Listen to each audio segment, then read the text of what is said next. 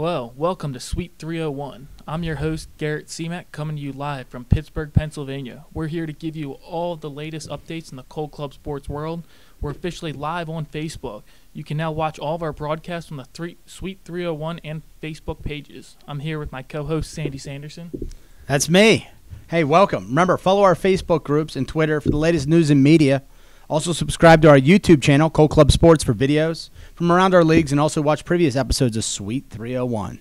We've got a full day today with a couple great callers, which includes Scott Hoffman, NCFA Mid-Atlantic Regional Coordinator, and VP of Softball Operations, Savannah Aarons. Butchered another name on here. I'll tell you what, it's like you're the new guy here today. New on camera. Yeah, exactly. So, all right, without further ado, let's roll. Let's get into some NCFA football. What do you say? Yeah, we got one big announcement here. Phenom Elite is now the official uniform provider of the NCFA. We'll get more into that, though, when we talk with Eric, our marketing manager, later on today. So, Sandy, any important updates involving the NCFA? Yeah, the big things going on right now, obviously it's the off season, so things are still a little slow, but they're about to heat up. You know, July kind of marks the end of the off season. August 1st, team previews will be due. They'll get sent out. Excuse me, they're not due August 1st. They're due August 15th. They'll get sent out to the teams. The team previews are what the teams use to sort of market themselves.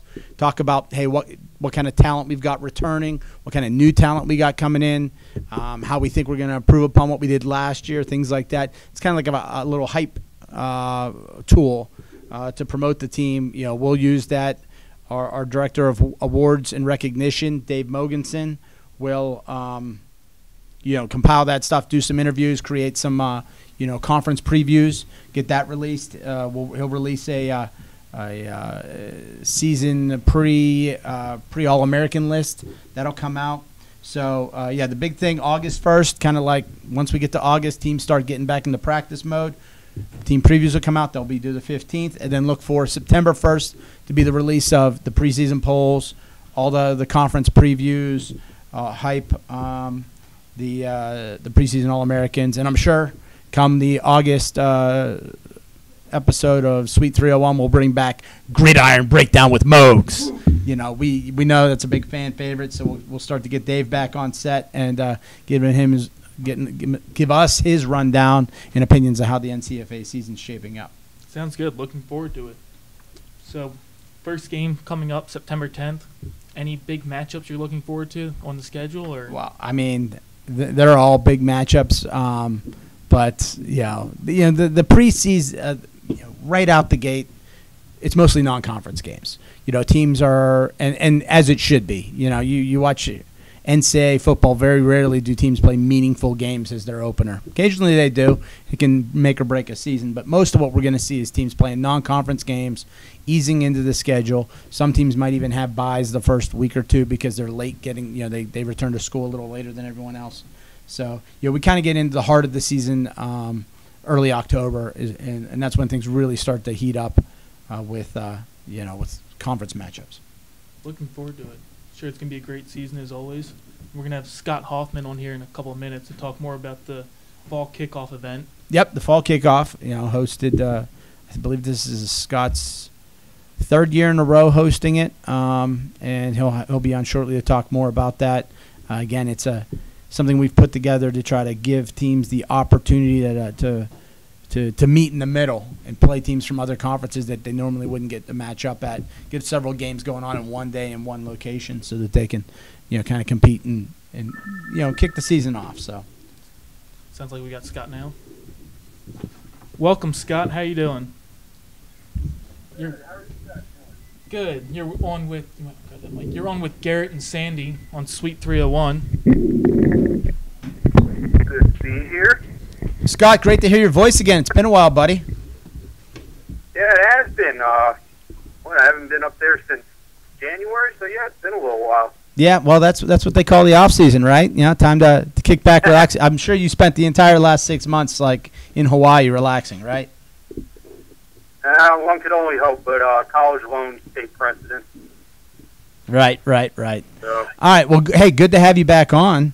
We're talking about how the July kind of marks the end of the off season because August marks the start of the preseason.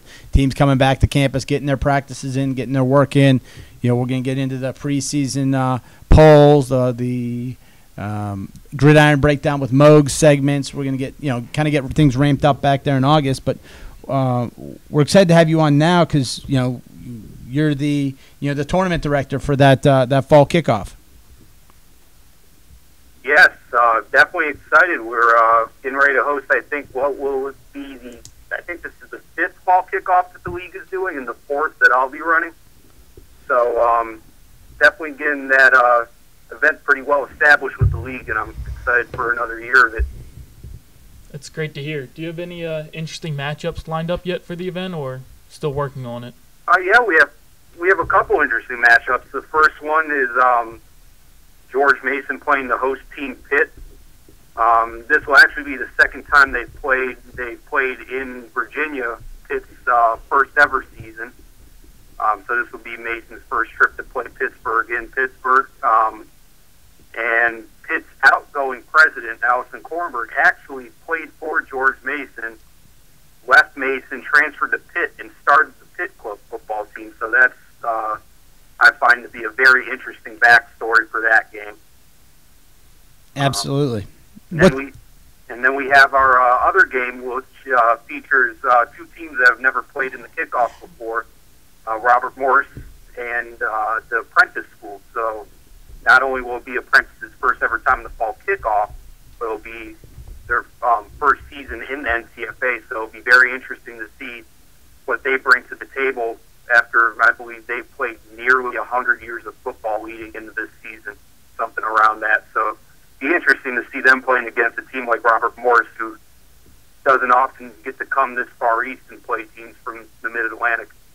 Well, Apprentice School sure jumping in feet first into the water because Robert Morris is one of those teams that's a perennial postseason contender. They've been to the national championship before. They've been to the conference title before. They're usually a favorite to come out of the Great Lakes West. So that's a big opponent for Apprentice School to start off with. So that should be a great matchup worth watching. Oh, yeah, definitely. That was one of the reasons I was so gung-ho about putting those two teams together, is just knowing Robert Morris's already well-established reputation in the NCFA of being one of those tough, gritty, knock-you-in-the-mouth type teams. And Apprentice has carried that reputation outside the NCFA, and we'll see what it's like now that they're both members. And I'm very excited to see what Pitt brings to the table this year. I mean, they, third year in existence. First year they didn't have a win. Last year I think they picked up 2, so they're making steps in the right direction. I know one of their biggest acquisitions in the offseason was bringing on a coaching staff. So very eager to see what that does for their program to take them to new heights. Oh yeah, Pitt has been a great story to watch. I happen to have been there for their first ever game in 2016, and that was quite a learning experience for them, and they took that to heart. And last year, getting to see them play, they were so much better on so many different levels, and I think having a coach and a coaching staff is one thing that they're missing that can take them to the next level and be able to compete for the Mid-Atlantic West title. And hopefully, if cards play out well for them, they'll get to host the Mid-Atlantic Championship, which will be played in Pittsburgh this year. That's another interesting storyline with what you're doing over there as the Mid-Atlantic Conference coordinator this year. You guys are changing your format where instead of the East and the West, the winners facing off with one of them hosting, you're now doing like more of a centrally located set site game, and Pitt has been chosen to be that site, correct? Yes, it's pretty close to the geographic center. The actual geographic center is somewhere in West Virginia, but with the convenient access to highways and such, Pitt's a great location to host the game, and they were very willing to get on board with that. They had been interested last year, but unfortunately due to scheduling conflicts couldn't get it. So they cleared the way and made sure that we could get the field for that weekend in November. Outstanding. Well, looking forward to it. So, talk to us a little bit about the Pitt's facility. They've got a very unique opportunity here with. Just last year they opened up a full indoor football field just for club sports. And yes. Yeah, that Club Sports Dome is quite the feature that they have on campus there, and probably the most unique field that any of our teams in NCFA plays on. So, as it entails, it's totally indoors. So, one of the reasons I was so happy to bring the fall kickoff there last year is we don't have to worry about weather. The first year of the fall kickoff, which I actually played in when I was at George Mason, the 2 games leading up to ours were played in an absolute monsoon, and I remember the NCFA staff looking a little waterlogged after a few games there. And we get to make sure that is not an issue anymore. And it's just a great facility, brand new turf, welcoming host. It's very accommodating and helpful. Great facilities. You get a great view of the city when you're outside the dome. You get to look right out over to the downtown skyline. So it's a very cool setup. Outstanding. Well, Scott, hey, we appreciate you coming on the show and giving us a little insight into the fall kickoff, and hope to have you back on here as the season progresses to hear more, about how the event actually went, but also to hear some more in depth on how the Mid Atlantic is doing as the season moves forward. Oh yeah, my pleasure. I look forward to being on again soon. All right, take it easy, Scott. Okay, take care. Bye. All right, there's Scott Hoffman, Mid-Atlantic Conference Coordinator of the NCFA and host of the NCFA Fall Kickoff. So I think that's going to conclude our NCFA segment, right? Yeah. I think it's time to take a commercial break, and we'll be back with some NCBBA basketball. All right. The game is the official headwear sponsor of CollClubSports. They offer an early order discount to all of our leagues on top of their already low prices. Go to thegameheadwear.com and check out their wide selection of on-the-field hats, off-the-field boonies, beanies, and visors. Contact Felicia Battaglia at CollClubSports.com for all of your headwear needs. Avis is the proud rental car partner of CollClubSports. From compact cars to 15-passenger vans, Avis has it all. Teams and players receive exclusive pricing and the waiver of the 25 or younger driver fee. For more information on how to reserve your vehicles, contact Alex Kane today. alex.kane@CollClubSports.com.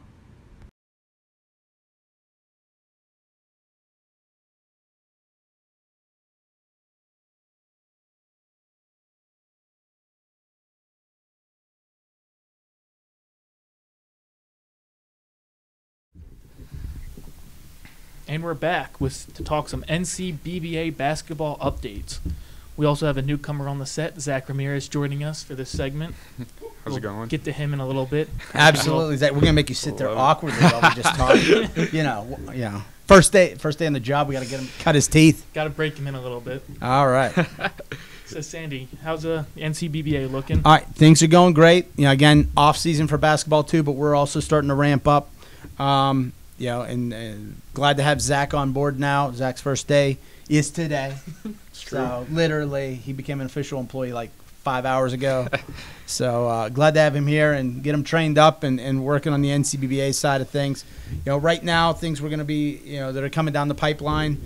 Scheduling, one of the biggest things that's going to come up. August 1st is when we're going to start our scheduling process. That's when we send out schedule request forms. That's where the teams break down the season by weekends.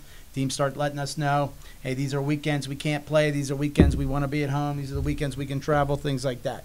So that's going to come out August 1st, and that'll be due September 1st. Our goal is always release the conference schedules by September 15th. So we give teams a full month to get their schedule request forms in. It takes a little longer that time of year because they're not on campus. They often have to make calls and make appointments to talk to the right people to fill out their schedule request forms. But that's going to be the big thing, kicks off in August.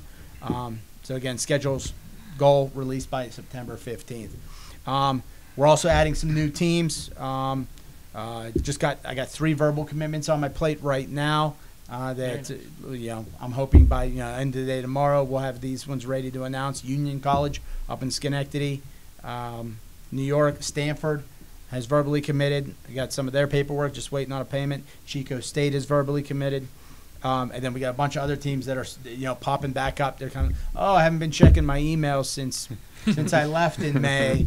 I want to know more about this because we see all your teams. How do I get involved? So once we get Zach all geared up here and we get back after these teams hard, I still foresee our goal of 125 for this season being where we'll be by tip-off. So, well, it's great to hear it's all going so well. And one of the other things, August really becomes a big realignment period.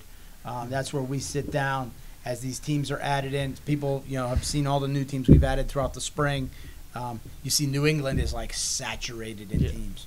I think we're the New England region itself, I think it might be up to 30 teams, which is way too many.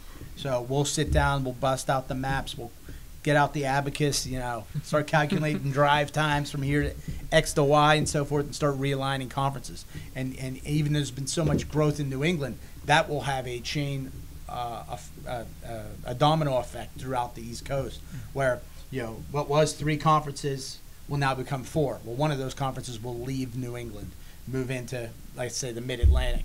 Well, that makes the Mid-Atlantic 4. Well, one of those will leave the Mid-Atlantic and join the South Atlantic. So it sort of creates like a ripple process. So we'll be heavy into that in August.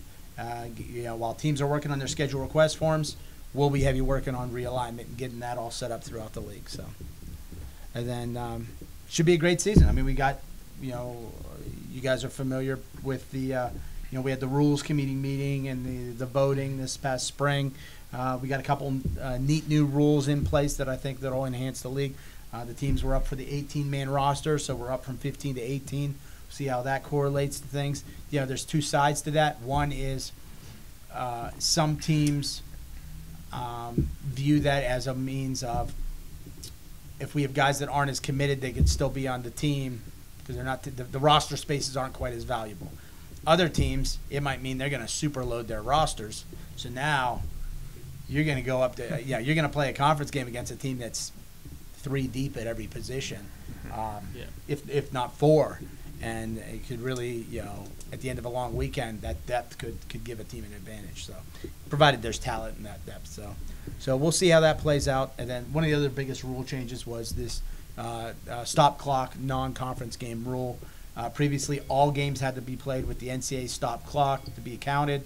Well, now that's still the case for conference games and postseason, etc. But non-conference games, the team goes to an invitational tournament, and the tournament is run with non-conference or with a running clock.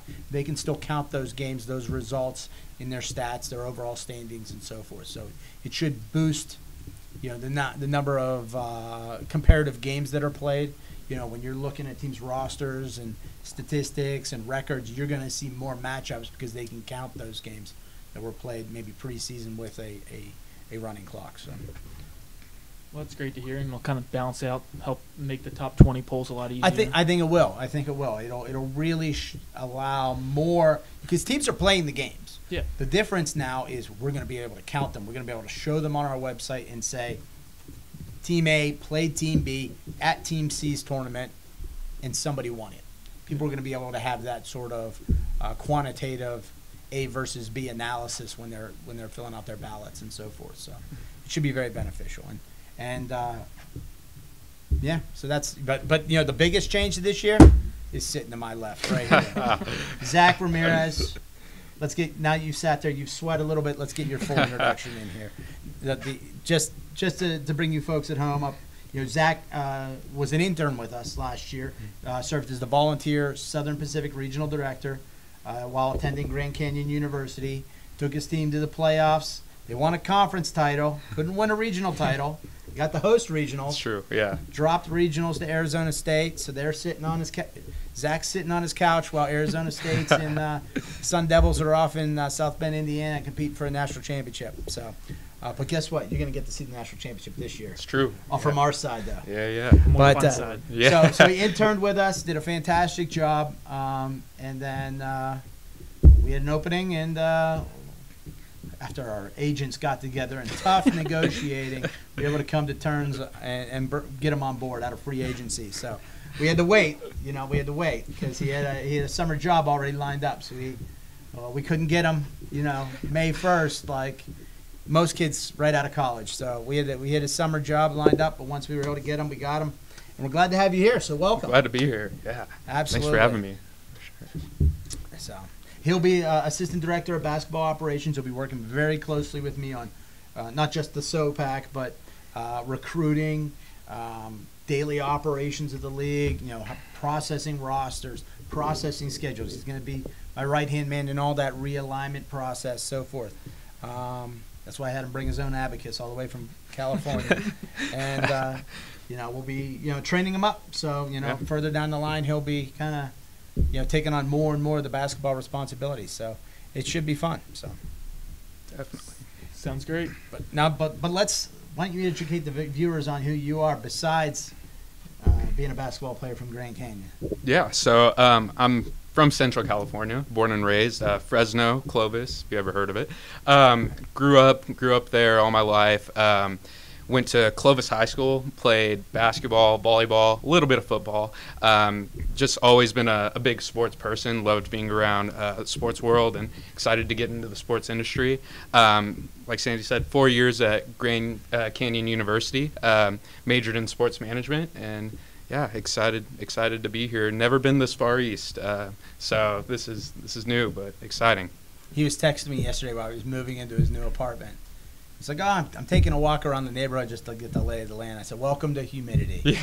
He's like, no kidding. Just wait for all the snow to come around. Wait, the snow is not. This isn't Minnesota. Come on. It's still more than California. That's true. True. So, great to have you on board, and can't wait to get you all set up. I mean, today was one of those days where it's just, 5 hours of paperwork and so forth. So, but we're good. He's got an email. He's got a computer, an email, a phone that works. All you need. All the good things. We're making progress. Giving him the tools to get the job done. Now we can get him started. So, all right, good stuff. Well, last question. Fresno, California, Fresno State, Bulldogs. Go Dogs, yeah. Why do they have a green V on the back of their helmet? That's a great question. So the green V represents the valley, the Central Valley in California. Agriculture is huge in Fresno, so green, agricultural background. It's a huge symbol. Love it on the back of the helmet. I love it too, man. Big time, yeah. He was prepared for that. Oh yeah, big Fresno State. I'm glad somebody knows the answer. Yeah, because I watch all those like senior bowls and stuff, and I'm like, what does that mean? Yeah. Like, did someone stick that on his helmet when he wasn't looking? So, all right, good stuff. So, I think is that it? That's it on the basketball side, right? Yeah. So when we come back, Christian and Eric will be on to talk a little bit about sponsorship and NCBA baseball. Perfect. All right, we'll catch you later. Rawlings is proud to be partnered with CollClubSports. If your team is in need of any products that Rawlings has to offer, contact us today. Rawlings, the finest in the field.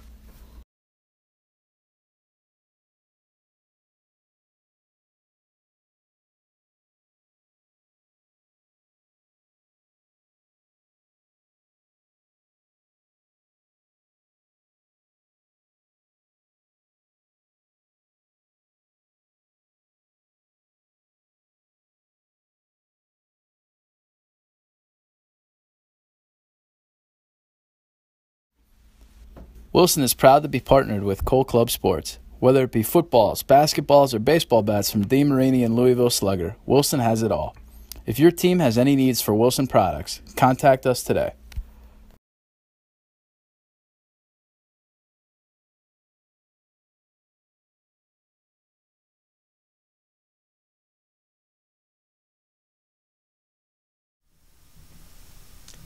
And we are back. Thank you for sticking with us. My name is Christian Smith alongside Eric, Curator.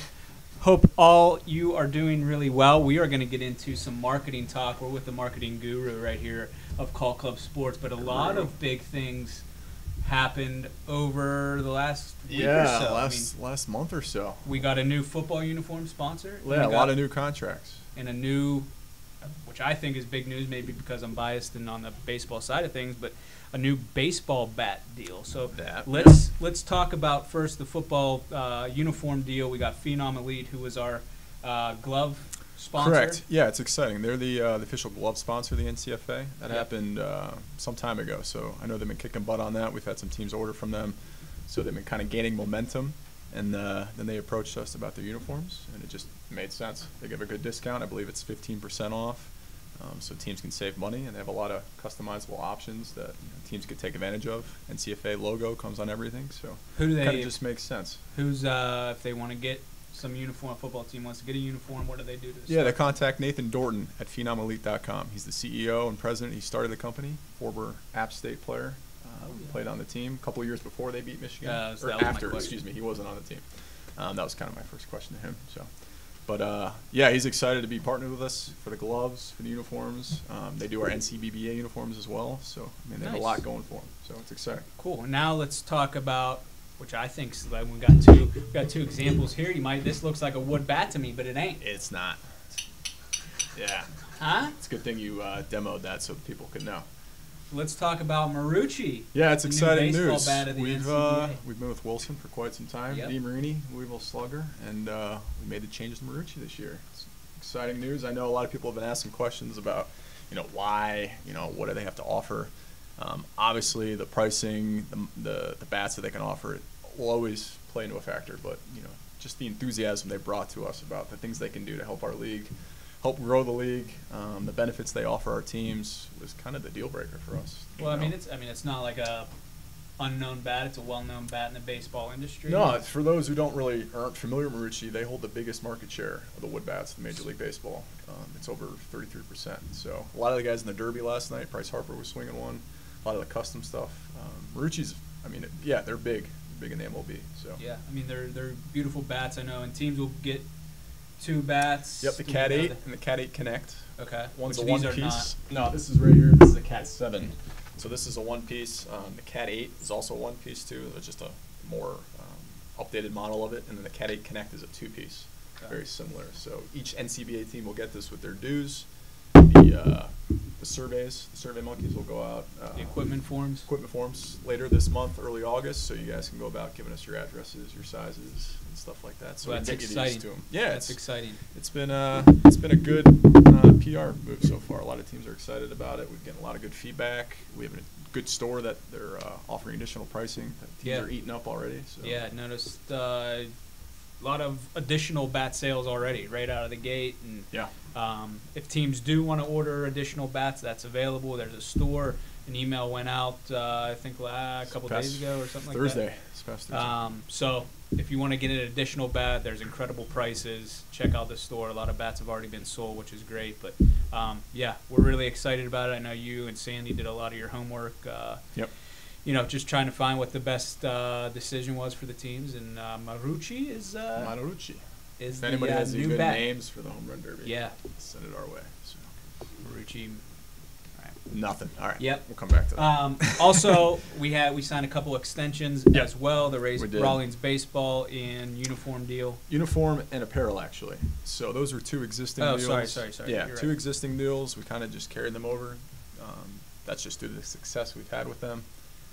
Teams get 35% off, at least 35% off, depending on the discount period, or you could get 45% off. So Paul Williams in our office heads that up. Contact him. We'll give you some price quotes, catalogs, the whole 9 yards information about how to order and take advantage of that. So, and all this information we've talked about is all on the website under the announcements section. You can read more about the partnerships with these companies, how to order, and so on and so forth. So we're working on the press releases in-house. I know the Marucci one just came out last week. Jeff did a great job on that. And then we'll get the Rawlings ones out hopefully this week, maybe next week. Okay. And just be on the lookout for that. Stay tuned. And also want to talk the game headwear. We got a discount going on. Yeah, Teams should big be taking. discount. Easy way to save money. One of the big questions we always get every year is, how do we save money? Well, order your hats early. You save $2 a hat. So if you order 20 hats, it's $40. Hopefully you order more than that because you're going to need more than that. But that's the best way to save money. So, not to mention a lot of those teams are playing in the fall. Get your orders in early. Give yourself some wiggle room in case anything happens along the way. Delayed payments. Sometimes schools take longer to get that check out. Teams are always, I don't know my final roster. I don't know how many hats to order. They don't go bad. Yeah, you're always going to add new more. Dad, yeah, exactly. Uncles, aunts. They can, if you order extra, you can, sell them to mom and dad, give them to mom and dad. Order additional sizes. So you can get that order in right now and just be better set for the upcoming fall season, especially if you're playing in the fall. Yeah, worst comes to worst, I would just recommend getting in touch with her, get your artwork going, get the logistics of the order set aside. So when the time comes to pull the trigger on the payment, it'll be easy. And if you ordered from her last year, it's a simple reorder. She has all she the has the information. artwork. The game has the artwork. It'll be a easy, fill-in process from there. So cool. Anything else marketing-wise? No, just be on the lookout for those press releases. They'll be coming out next week, and take advantage of those sponsors. A lot of good deals, a lot of easy ways to save money, and a lot of value out there for you guys. Couldn't have said it better myself, Eric. That's good, I guess, right? Yep. We're going to go to a quick commercial break, and we will be back after these messages. Fundraiser is the official fundraising platform for the NCFA. Teams have the opportunity to create a free online campaign to begin accepting donations in hopes of reaching their fundraising goals. Please be sure to contact the NCFA for more information on this amazing platform for all of your team's fundraising needs.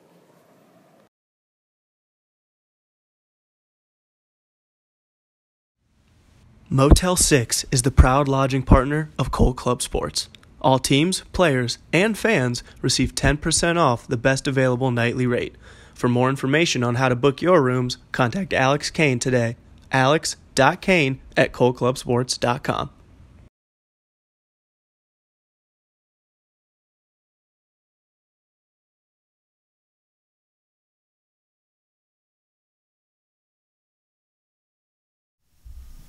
And we are back. Sorry about that.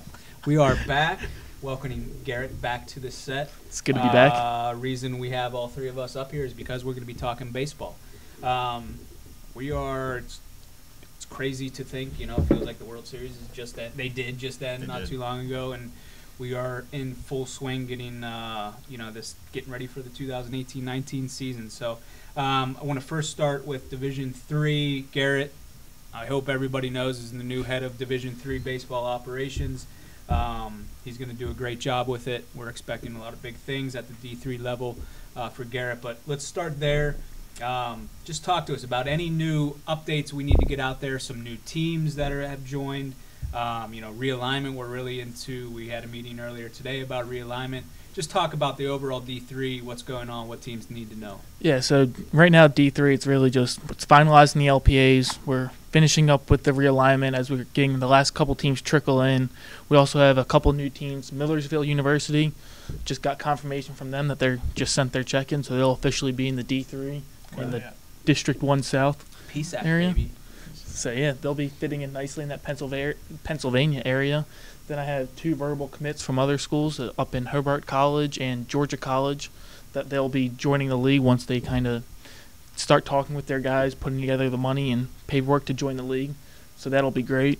For D3 teams, it's really just be on the lookout for fall schedules, which I'll be sending out to you in the next week or so to kind of start planning that out, and for the teams that have to play in the fall, making sure they get their games scheduled and everything like that. Absolutely. And as far as the realignment goes, we're still collecting LPAs, and, it's really important if you're out there and you're listening. You need to get those LPAs in.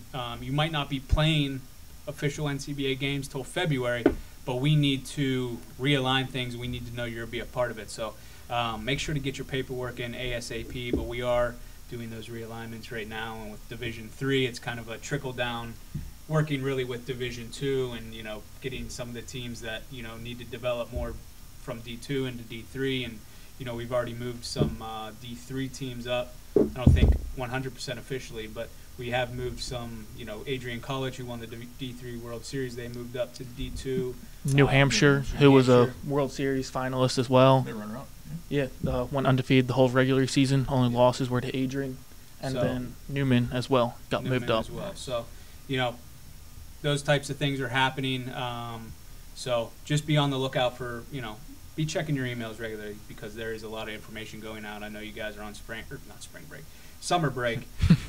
So, it's important that you guys are all checking that information. So, with that, let's talk D2. D2 is kind of the same position, really. Realignment. Christian mentioned we were working today. We got a couple of regions lined out, which is good. Good first step. We're going to continue working after this, and maybe later this week, early next week, to finalize those regions. Get the conference alignment out to you guys to plan accordingly.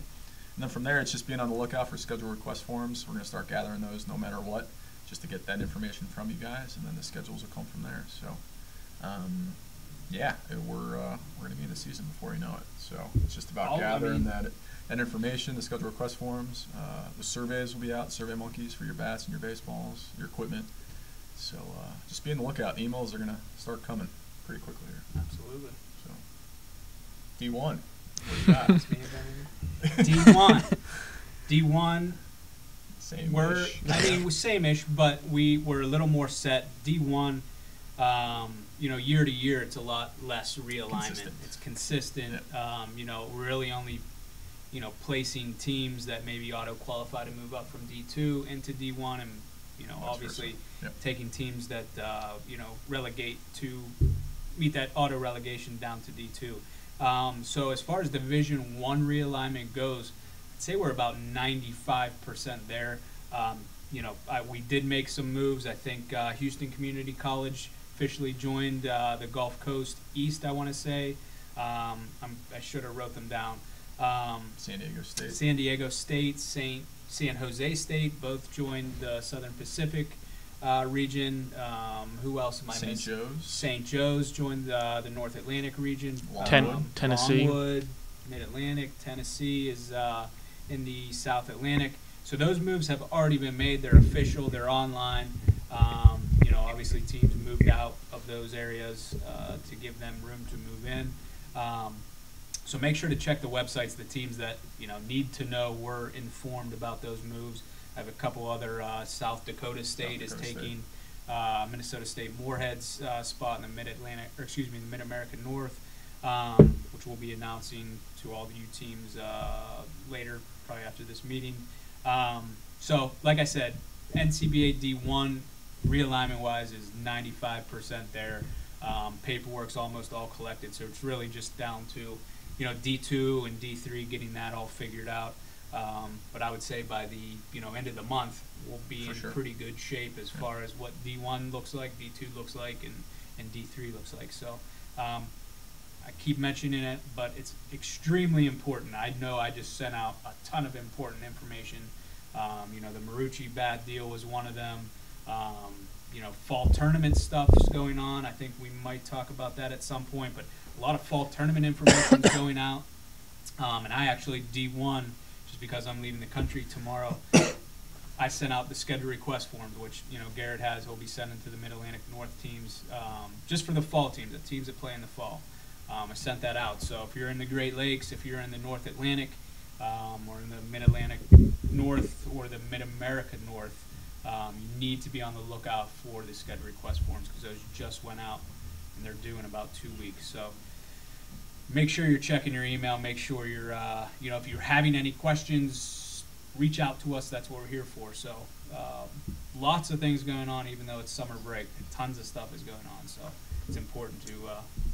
Two more things: fall tournaments and rules meeting. So fall tournaments. Both running one. So we fall tournaments information has gone out. I know if you can start the Greenville Fall Invitational. Yeah, that's been posted on Facebook. If you have any other questions, you can just shoot me an email. It'll be the first weekend of November in Greenville, South Carolina, not North Carolina. People get that mixed up. So feel free to reach out to me. Registration's already filled up. I think we have 6 of our 12 teams already. Spots have been taken. Sure, so remaining 6 will go quick. Yeah, I mean, we released it yesterday, so I'm not surprised if it'll. So going? I believe last year was 16 teams. You're going back to 12. We dropped down to 12 just because 16 was so many packed together, and it kind of gives more leeway in between games if something goes over. And got it. Logistically. Yeah. Well, and that's been. I mean, you and I used to run that. Yeah. I mean, that's got to be its 6th year. 6 years, somewhere around there. Yeah. So it's a great city. If you're interested in it, would you say half spot? Yes, 6 of the 12 are already filled, so. You should have said just one spot remains. You should have. Probably. Get them on the urgency. And the Butler County Classic, which I ran first year we had it was last year, was a great success. I believe it was the University of Maryland won it last year. But I will be hosting that again. That is September 21st through the 23rd up in Butler, PA, which is about 30 minutes north of Pittsburgh. Teams had a really good time last year, and registration is also open for that. I did put something up on Facebook today with the registration form. We are, and this isn't a sales tag, we are. We have a couple more spots in that, but we are filling up very quickly, and I haven't even heard from the teams that participated last year. So I'm sure they just haven't seen it yet. So I would expect that registration to be filled by the end of this week. We were at 8 teams last year. I fully expect us to get to 12 teams, which is our plan. So very nice. Yeah, it was a good event. I know the Battle Creek Blast will be happening again. Alex Kane, who used to work for us, he's now still a volunteer with the Great Lakes region. He'll be heading that up. I need to discuss some things with him about that and getting information out. But stay tuned if you're a team up in that area for that event. And then the Henderson Fall Tournament out in Henderson, Nevada, which is right outside Las Vegas, will be another event we'll be hosting. That's usually at the end of October. We will be getting information out about that very, very shortly as well. So if you're out in that Southern Pacific area, even the Northern Pacific, I know some teams from the NOPAC have played in it. Please just stay tuned to social media, your emails, things like that, because information will be going out about that soon. And then the Rules Committee meeting is July 28th, Saturday, July 28th, which is not this Saturday, but the next following Saturday. It is very, very important for you if you're out there. I mean, this is a meeting where we are discussing the rules for this upcoming season. So if there's something out there, a rule that you might like to see change, maybe you don't agree with, maybe you want a completely new rule added, a rule taken out of the rule book, a rule, changed wording wise, that's your opportunity to voice that opinion. And if you are a Division III team, email Garrett that information. If you're a Division II team, you're going to want to reach out to the Division II Rules Committee team representative, Chad Lowe. I believe he posted something out on Facebook, sent everybody an email. And if you're a Division I team, you're going to want to email Dan Ibarone. I believe I'm saying that correctly. He's the new Division I Rules Committee team's representative. He's going to get an email out to you guys shortly, as well as post something on Facebook so you know kind of where, what email to send your rule change suggestion to. But if you send something in, it's not going to be like that's a stupid rule and not even discuss it. We will talk about every single rule that is brought up. We might not vote on it. We might decide, you know what, that's not even worth voting on, but it will be discussed. We will discuss it at length. I mean, it's a long meeting, depending on the content, which is usually a lot. But it's an important meeting, and after that meeting, we will have the meeting minutes, the results sent out to everybody so they know what kind of has passed, what didn't pass, and then shortly after that, the updated rule books will be coming out for the 2018-19 season. So I believe in the emails, just because we need to get a presentation put together, we ask that you send those rule changes by, I believe it was Tuesday the 24th, I want to say is the date. Yeah, end of the day your Tuesday. Respective Rules Committee team representative, or if you're a Division III team, to Garrett. So that, I believe, is a week from today. So you have plenty of time to, get that request in, but make sure you get it in to them. So should be fun. We'll all be there. All three of us will be there. Yeah, it'll We'll be a have good meeting. Dan and Chad, the Rules Committee representatives, Sandy, the president, Ryan Norris, who is the elected Division I regional director, that will be in attendance. And I believe that's it. There's 7 of us. Yep. Yeah, definitely. Get your requests in. The one thing that we always say throughout the year when people complain to us about certain rules is, where was this, X amount of months ago? So get your requests in. As Christian was saying, no guarantees we'll vote on it, but I guarantee you it will get brought up, no matter if it's for a minute or we actually have a lengthy discussion about it and debate it. It will get brought up. So email your rules rep or Garrett, and we'll talk about it. Should be fun. Looking forward to it. First yeah. rules meeting. Any information? Anything else we need to kind of get out there? I think that's it on the baseball side. We do want to, Jeff. We got the video ready. We are going to the spring training showcase. It was put out on Facebook, but Tracy Reardon, who's the director of spring training, utilized our GoPro that we kind of left in the back closet and never really utilized, but we finally put it to use, and she gave it to, I think it was Pitt in Iowa, and a couple other people that got to put it on while they were in spring training, and they edited this video, put it together. It's a great marketing piece for the Spring Training Showcase, so we will show that to you right now.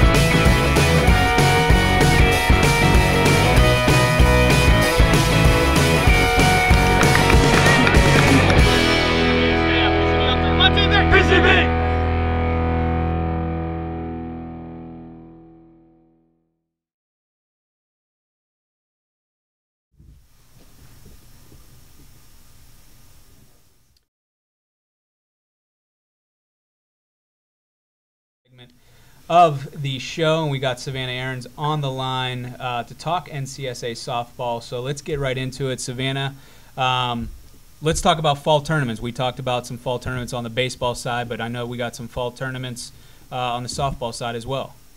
Yeah, absolutely. So we're going to be having the Indy Invitational again. This is going to be the third year for that. It's going to be October 6th through 7th in Elkhart again, which is probably about 15 miles from Notre Dame's campus. And we've already got 8 teams registered for that, so that's saying that we've only got 4 spots left. So if your team is interested in that tournament, please contact Sammy and get your team registered. It looks like an excitingly competitive group of quite a few World Series teams in there that are going to be competing in that tournament. And then the weekend after that, October 13th and 14th, we're going to be hosting a brand new fall tournament in Wilmington, Delaware. Wow. Yeah, we just released the info for that, and details such as the hotels and the registration forms will be coming out probably next week. So we just kind of did a little save the date. If your teams are interested in that, then definitely please make sure to mark that on your calendar and mark it on your schedule request form as well. All right, cool. So exciting stuff for the East Coast. Definitely needed a fall tournament out there, so we're really excited to get that moving forward. Well, absolutely. And I mean, you mentioned it, with the competitive teams going out to the one in Elkhart. I mean, it's one of those things where you're getting a good look at, you said World Series teams, you're getting a good look at World Series teams and how, teams are shaping up. So, if you're interested in doing it, seems like a good opportunity to get out, play some softball, and, get a look at your opponents heading into the 2019 season, 18-19 Right, season. absolutely. I mean, especially when it's a regional kind of tournament like that where teams are coming from your region that necessarily aren't in your conference, those are teams that you could see at a regional playoff. And having that one up on them to be able to say, oh, we've played them, we've seen them, we know what to expect is huge. Absolutely. It could mean your trip to the World Series. It really could. It's proven time and time again to be a huge thing for teams to participate in these fall tournaments. So we're excited to see the competition level at Indy and then this new tournament in Delaware just take off. So excited for all that. Keep your eyes out for more information. Cool. Now, we just got done with some baseball talk, and we were going through all kinds of stuff, schedule request forms, we have, the rules meeting. But I know this time of year, teams, you're away from school, you're not really checking a lot of, your email and stuff like that. But I'm assuming, just like baseball, there's a ton of important things going on and important information going out to teams. So give us some, some important updates, some deadlines that, NCSA teams should be on the lookout for.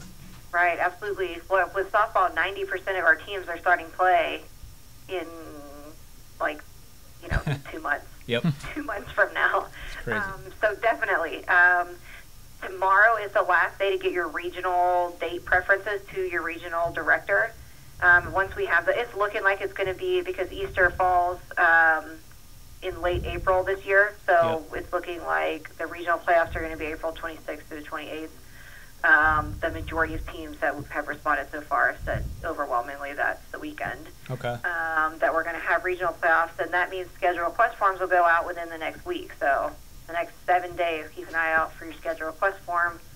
Those will be due back shortly, and then we'll get those conference schedules out in August. It's kind of crazy how it all, just happens so quickly, but it has to.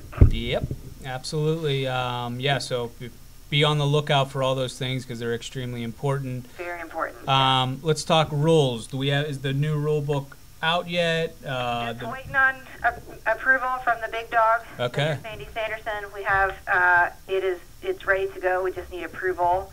It was a pretty basic rule updates we had where we added the at-large bids process to the rule book. We stole that from baseball. Thank you, Christian. I didn't write it, but you're welcome. Okay. I stole it exactly from your rule book, so I appreciate it. I hope. Okay. Yeah, good. Do it. Yeah. And then the teams voted in that now if you have a region that's comprised of 2 conferences, you will be having a regional playoff as well. So that means for sure the Pacific region is going to be having a regional playoff this year, even if they have just 2 conferences. So would it be a 4-team or just the top 2 teams? Okay. It's still a 4-teamer. Okay. So it'll be a top 2 teams plus 2 at-large bids. Okay. So got it. It's exciting because it just gives more teams the opportunity to compete in the postseason. Absolutely. And we want to make sure that the top 16 teams in the country are at the World Series come May, and this is going to assure that. So Perfect. We're really excited about that. And then the last rule that got added was the forfeiture rule, that if a team forfeits even a single conference game during the last week of the NCSA regular season, that team is automatically placed on probation for the next full season. Okay. Again, I know that's a great rule that baseball's had for a while, and I think it's been very effective, and the teams voted that they thought it was going to be effective as well. So in kind of negating those teams that are just forfeiting the end of their season because they want to. Yeah, I mean, it on the baseball side of things, you get to a point where you have a team that might be out of the conference, championship talk, but they're playing. They maybe have one makeup game or something against, or maybe a series against a team that's still competing. And if they're just going to say, well, yeah, we're out of it, we're going to forfeit. Well, that's benefiting that team that didn't have to play those games against that team that is forfeiting. So putting that little extra pressure on that team that would normally forfeit, we have seen it in the baseball side of things. It kind of gives them that extra push, like, hey, play this game or this series, because if you don't, you're on probation all of next season. So yeah, absolutely. Hopefully it pays dividends for you guys as well out there. But so I'm assuming the new rule book will be sent out and posted to the website shortly. Yeah. So teams look out for that. And then last, I guess we'll talk about is some of the new teams that were added to the league this year. Yeah, it's kind of crazy. Over the past 48 hours, I've received new team paperwork from a ridiculous amount of teams. Signed on for this year, we've already got Milwaukee, Toledo, Fordham, App State, Saginaw Valley, Tennessee, and Wright State. And they've all already been added to conferences on the website. And since then, I've gotten paperwork for Akron, Cal Miramar, Georgia College, High Point, VCU, and Oregon. Nice.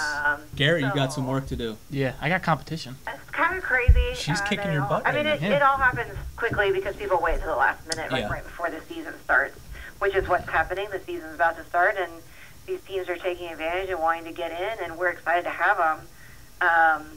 And I've got a handful of other teams that have verbally committed, so hopefully we can get them on board as well before those schedules get released literally this time next month. So. And I know we talked internally about pretty soon. I mean, you're kind of on the cusp of possibly Division II, or no? Right. Yeah. At the league meeting this year, we discussed it in depth with the teams that were there about a Division II and that big important number of 144 teams. Yep. That we need to get to 144 teams to be able to sustain a Division II. So I know a lot of teams are in favor of it. There are teams in the league that really would love to make a postseason appearance and just maybe haven't had that opportunity yet. And I think Division II would provide them with that kind of an opportunity.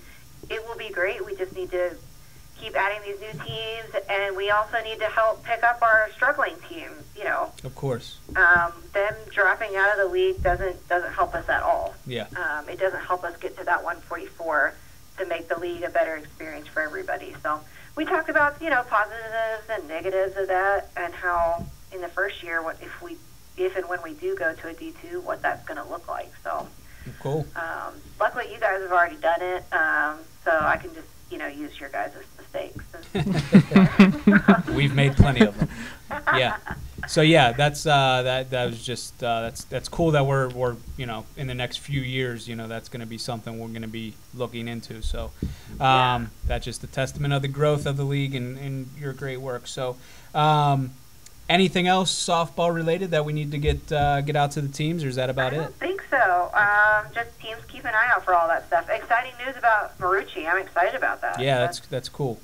That's super cool. I mean, so is it to see the teams, how the teams like it, and I'm ready to see some Marucci bats on the field. So. Is Marucci, historically speaking, a well-known softball company in the soft? It's an up and you know what I mean. It's like a well-known up and coming. It's starting to, they're starting to compete against the huge names that have been long-standing in softball. Okay, good. Which is kind of a hard thing to do because when girls get their mindset on something, it's kind of like, I don't want to change. So I know that firsthand. She's making a huge hit in the NCAA Division I level. They've got tons of teams using their bats, and they've showed them in the postseason this year too. So that's good. I'm excited to see how that turnover. It'll filter down. NCAA Division I, it'll start using them, and then they'll filter down into high school and ASA. So we're excited about it. Yeah, we are too. Should be good for everybody involved. So if you're a softball team, lots of information to be on the lookout for. But Savannah, thank you for joining us, and we will talk to you next month. Thanks, I appreciate it. All right, Bye. see ya. And that, I believe, G-Roddy Freedom, concludes our show for this month. Yeah, that's about it. Thanks so much for tuning in to this episode of Suite 301. As always, don't forget to follow us on Twitter and the Facebook pages. Do you want to take the last line? Sure. Go ahead. The next episode is Tuesday, August 21st at 3:01 p.m. right here on Facebook Live. Join us then to catch up on everything that's been happening in Club Sports. And let's give a little shout out to J-Con. Yeah. His first time behind the, what do you call it? The camera? The camera, computer. the director, the producer of the show. Everything. It may have been a terrible failure. We don't know. But from everything that we're seeing, it looks like he did a great job. So good job, J-Cons. Way to go. And just remember, it's a game. Have fun.